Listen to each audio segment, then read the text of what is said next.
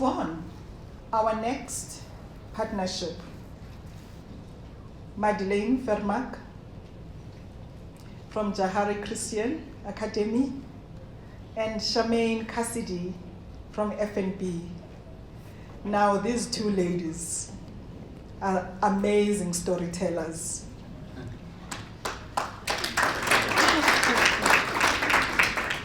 Whenever I am in their presence, I am touched by the depth of insights and the giggling that happens between the two of them. And the wisdom that sits here. And most importantly, the faith that I've witnessed and how it has enabled a very powerful partnership. One thing I also need to mention is that Charmaine joined this partnership a few months into the program.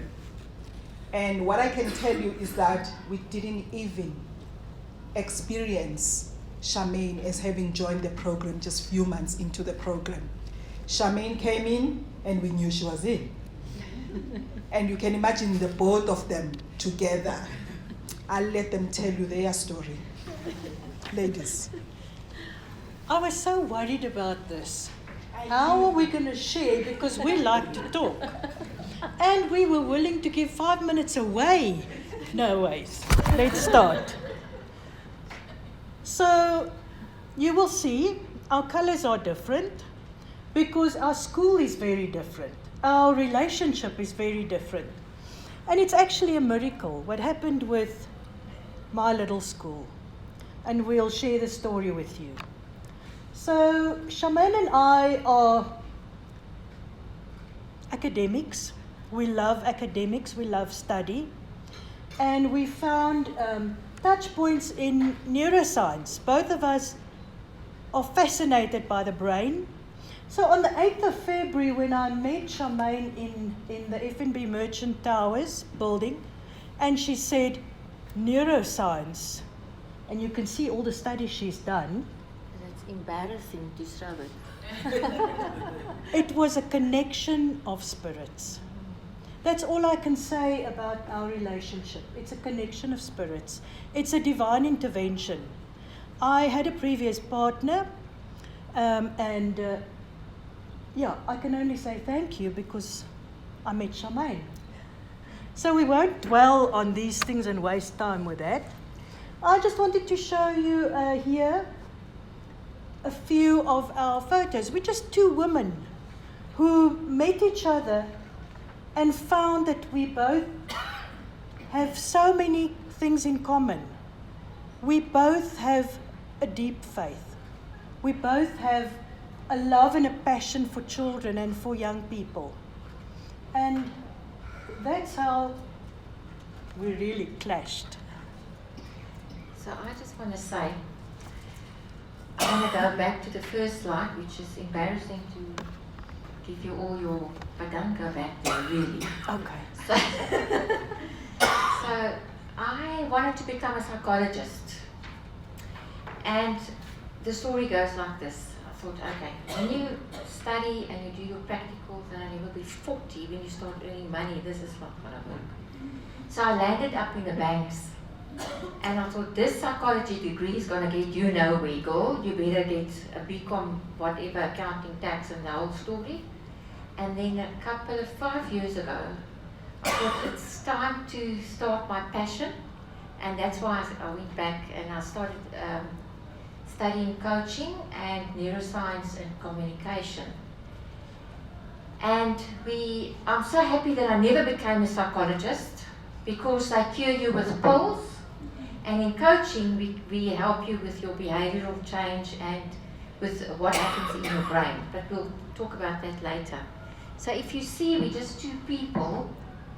And I've got, we don't have children. We've got 3 dogs now, 3 Yorkies. And a place in Hermanus that we go once a month. And I imported my husband from the UK. He's over there. And just over to you with your family.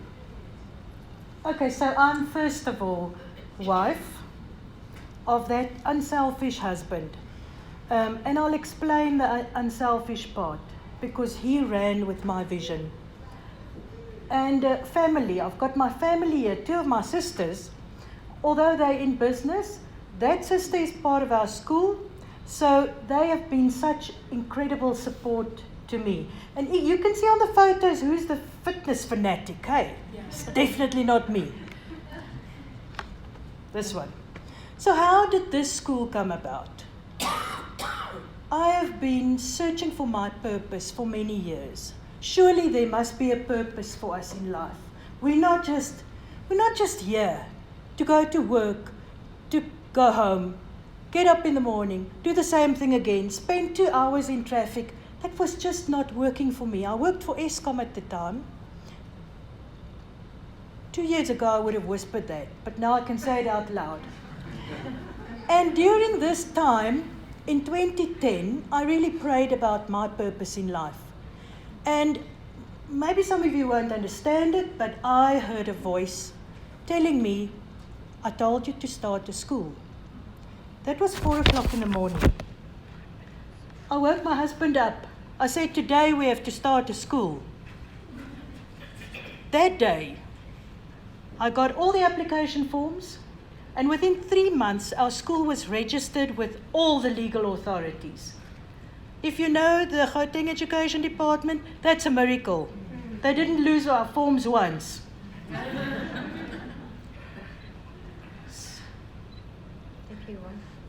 So when I met Charmaine, we had to start our first training, and it was time to think. And time to think is something that I don't make. Life is too busy. You don't think, you just make a decision. But you know what? The quality of your decision is directly related to the quality of your thinking. The more time you spend about thinking, about strategizing, the better the outcome will be. I've learned that this year. Flawless Consulting, you can tell them about that. Flawless Consulting, it was for me quite the way to contract my time, especially in a corporate situation, because there we just, every day you get 5 invites for a meeting, and you just have to pitch. So I contract my time now, and that is part of the building of the boundaries for me. And if you look at, I actually want you to talk about this one rather. This is a better story. That you think. Absolutely. In our COPs, in those workshops, we cried buckets because there was so much that Charmaine and I had to learn. We are both whirlwinds, and we want to change the world quicker than Mervyn wants to do it. So it was really, honestly, a difficult journey in one sense. It was challenging because these wild horses had to be held back. And I can remember the first community of practice session where we all got together at Sparrow, Leona, and these chairs were put in a circle. I mean, you don't do that. You sit behind a table. Here we had to sit in a circle. We didn't know each other. It was awful. And we left there not knowing what to expect. So from that place of frustration and loneliness for me, I felt so lonely because being this aggressive person, I had really walked into the school and moved it upside down, shifted it upside down. The staff were against me. I was on my own with my poor husband having to stand on the side and trying to keep things together. So it was not a nice place. Our staff were in a bad place, and that's one of our challenges. But she had the bubble. I had a bubble. So the first time, and everybody knows whenever I went to visit the schools, wow, I was absolutely amazed by the humbleness of the people. And if I can just think, the first school, I think it was Nazim's school. But anyway, I thought, wow, we are so privileged in the corporate world. We've got HR departments, we've got training departments, we've got economists, we've got, you name it, we've got it. And these schools have got nothing. And they are so humble, and they try their best with the community and with everybody, just to, with what they've got, to teach the children. And I was overwhelmed, and it's like my eyes were popping out sometimes, and I thought, wow, how grateful can we be in our lives for what we've got, and how grateful are these people with minimum.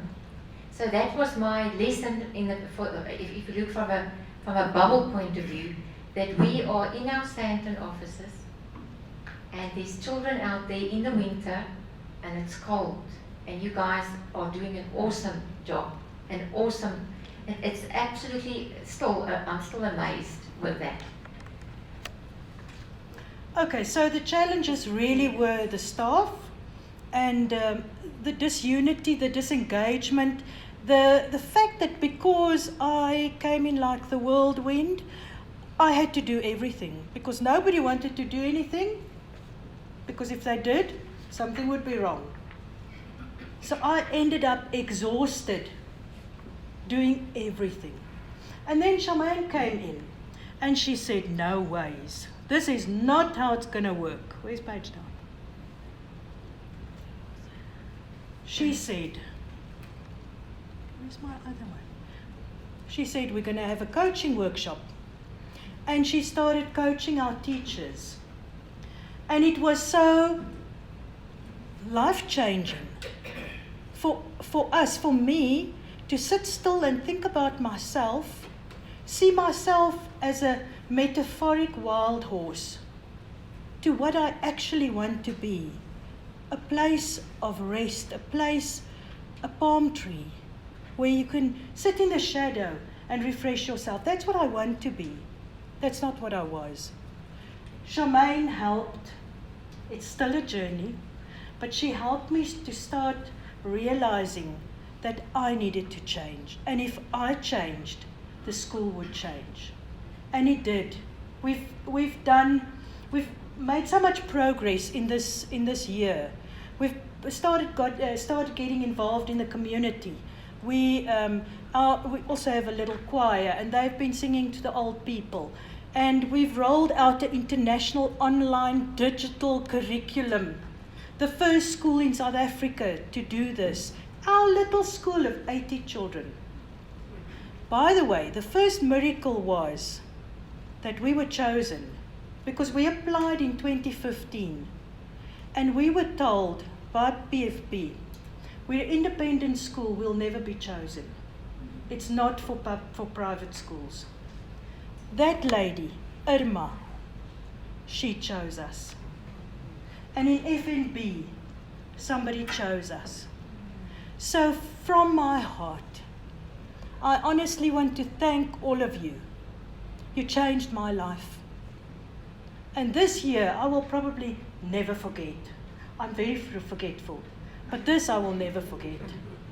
And Nazim, I'll never forget the shiny eyes.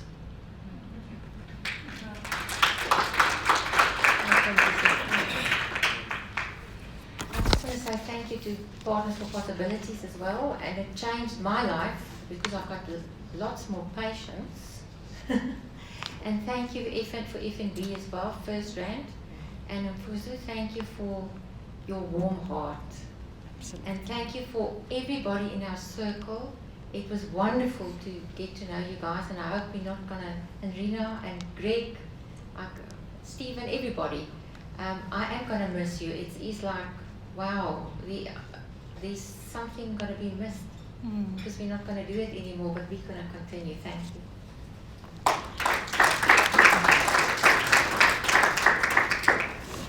From 2 wild horses to 2 long palm trees where you can rest. Thank you, ladies.